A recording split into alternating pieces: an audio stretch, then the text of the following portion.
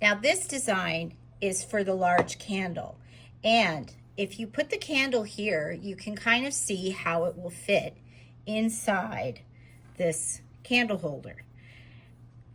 Here I used one, if this is an inch, and this is an inch, and this is a 1/2 inch, which is half of 1 inch,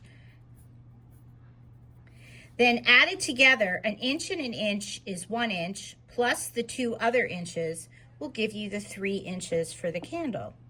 And you can you can see when you lay it out this way that the candle will fit in here. If I had designed this for the smaller candle, this is 1.5 inches. If that were the case, these horns, if you will, these pieces coming up here, would be closer together, and I would only need 1.5 inches. And 1/2 inch is 3/4 of an inch. So if you imagine that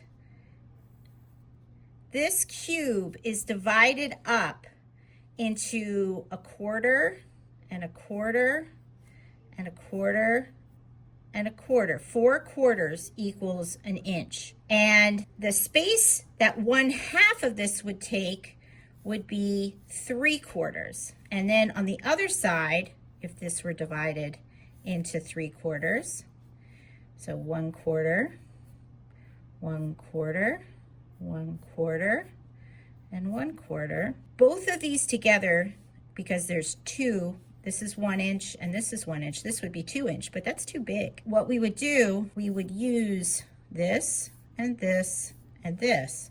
So from here to here would be 1.5 inches, because 4 quarters makes an inch, and then 2 quarters makes 1/2 inch. So if I were to place this here, you can see that then the candle would fit right in here, and instead maybe we would make some sort of a design that did something like maybe like this.